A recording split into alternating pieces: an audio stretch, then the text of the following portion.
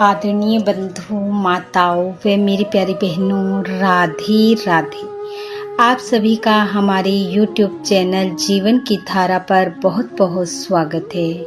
बंधुओं, आज हम इस वीडियो में श्रावण माह कृष्ण पक्ष की कामिका एकादशी की कथा महत्तम सुनेंगे, जिसे सुनने सुनाने से भगवान श्री हरि की कृपा से मनुष्य अश्वमेघ यज्ञ का फल प्राप्त करता है और सभी पापों से मुक्त होता हुआ अंत में वैकुंठ लोक को जाता है।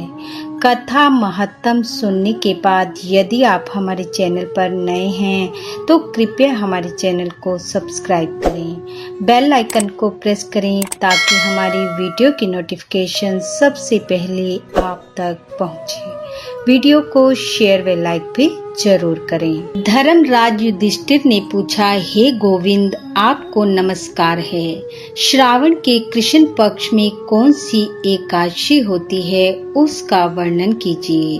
भगवान श्री कृष्ण बोले, हे राजन, सुनो, मैं तुम्हें एक पाप नाशक उपाख्यान सुनाता हूँ, जिसे पूर्व काल में ब्रह्मा जी ने नारद जी के पूछने पर कहा था।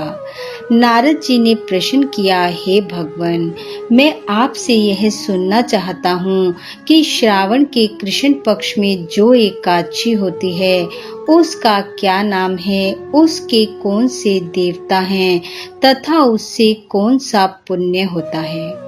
ब्रह्मा जी ने कहा, हे नारद, सुनो, मैं संपूर्ण लोकों के हित की इच्छा से तुम्हारे प्रश्न का उत्तर दे रहा हूँ। श्रावण मास में जो कृष्ण पक्ष की एकादशी होती है उसका नाम कामिका है।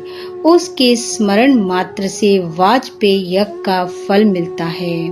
उस दिन श्रीधर, हरि, विष्णु, माधव और मधुसूदन आदि नामों से भगवान का पूजन करना चाहिए। भगवान श्री कृष्ण के पूजन से जो फल मिलता है वह गंगा, काशी, नैमिषारण्य तथा पुष्कर क्षेत्र में भी सुलभ नहीं है। सिंह राशि के बृहस्पति होने पर तथा व्यतिपात और दंड योग में गोदावरी स्नान से जिस फल की प्राप्ति होती है वही फल भगवान श्री कृष्ण के पूजन से मिलता है।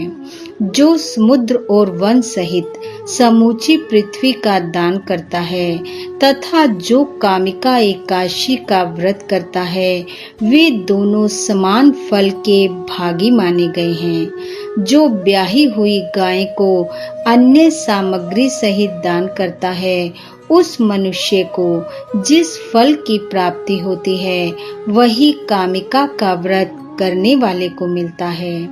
जो नर श्रेष्ठ श्रावण मास में भगवान श्रीधर का पूजन करता है, उसके द्वारा गंधर्वों और नागों सहित संपूर्ण देवताओं की पूजा हो जाती है। अतः पाप भीरु मनुष्यों को यथाशक्ति पूरा प्रयत्न करके कामिका के दिन श्री हरि का पूजन करना चाहिए।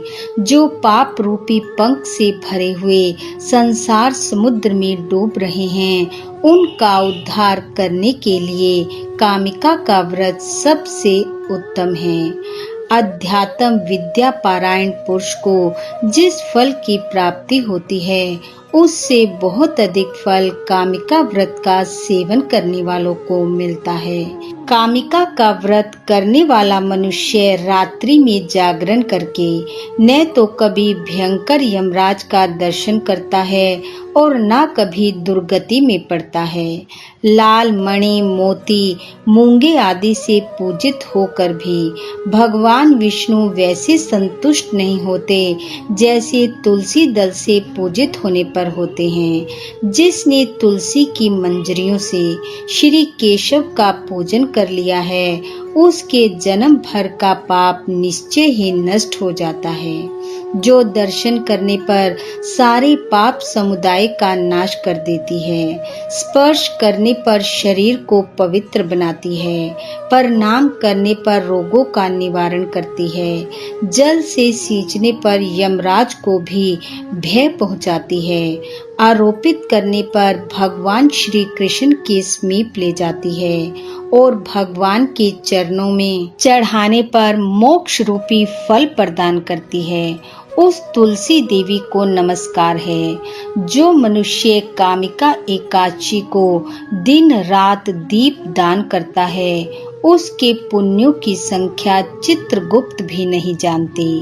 एकादशी के दिन भगवान श्री कृष्ण के सम्मुख जिसका दीपक जलता है उसके पितृ स्वर्ग लोक में स्थित होकर अमृत पान से तृप्त होते हैं। घी अथवा तिल के तेल से भगवान के सामने दीपक जलाकर मनुष्य देह त्याग के पश्चात करोड़ों दीपकों से पूजित हो स्वर्ग लोक में जाता है।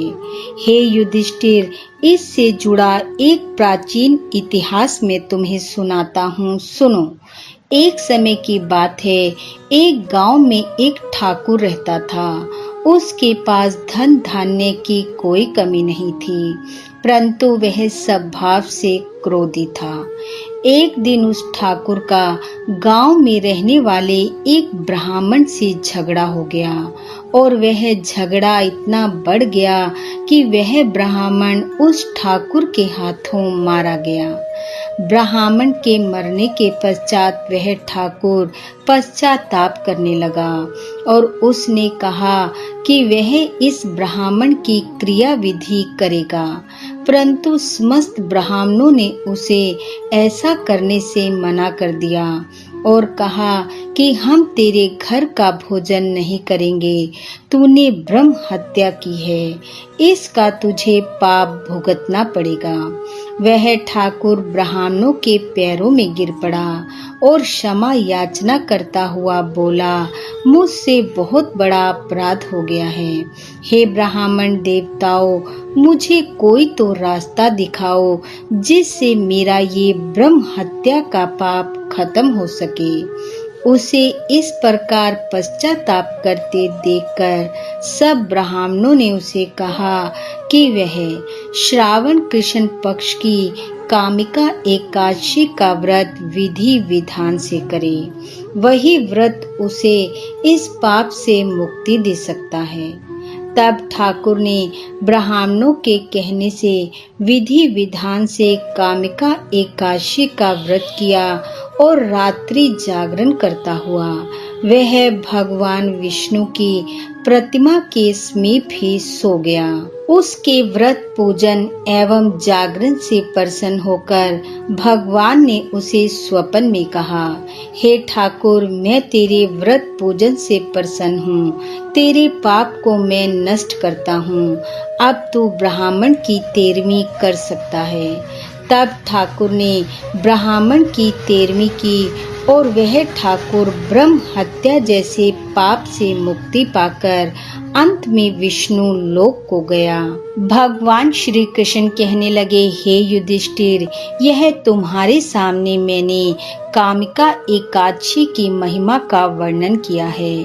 कामिका सब पातकों को हरने वाली है, अतः मानवों को इसका व्रत अवश्य करना चाहिए। यह स्वर्ग लोक तथा महान पुण्य फल प्रदान करने वाली है। जो मनुष्य श्रद्धा के साथ इसका महत्तम श्रवण करता है वह सब पापों से मुक्त हो श्री विष्णु लोक में जाता है। बोलो विष्णु भगवान की जय। बंधुओं, भगवान श्री हरि की कृपा आप व आपके परिवार पर सदैव बनी रहे, आपका घर आंगन खुशियों से महकता रहे।